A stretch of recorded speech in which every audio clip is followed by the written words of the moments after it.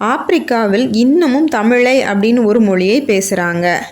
ஆப்பிரிக்காவில் கேமரு என்ற பழங்குடியினவாசிகள் தமிழை என்ற மொழியை பேசுகிறாங்க. இது தமிழ் மொழி கூட 60% ஒத்துப்போகுது. தமிழர்கள் தமிழ் மொழி தமிழ்நாட்டோடும் குமரி கண்டத்தோடும் போயிடக்கூடாதுன்னு நினச்சாங்க. உலகம் முழுக்க பேசுகிற மொழியாக இருக்கணும் அப்படின்னு நினச்சாங்க.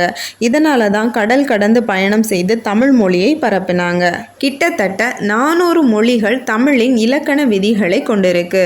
சமஸ்கிருதம், கிரேக்க மொழி, லத்தீன், ஹிந்தி, கொரியன் இந்த மாதிரி நிறைய மொழிகள் தமிழோட இலக்கண விதிகளை அப்படியே எடுத்திருப்பாங்க.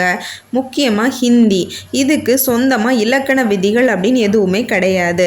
கிட்டத்தட்ட 95% இலக்கண விதிகள் தமிழ் மொழியில இருந்து அப்படியே போயிருக்கும்.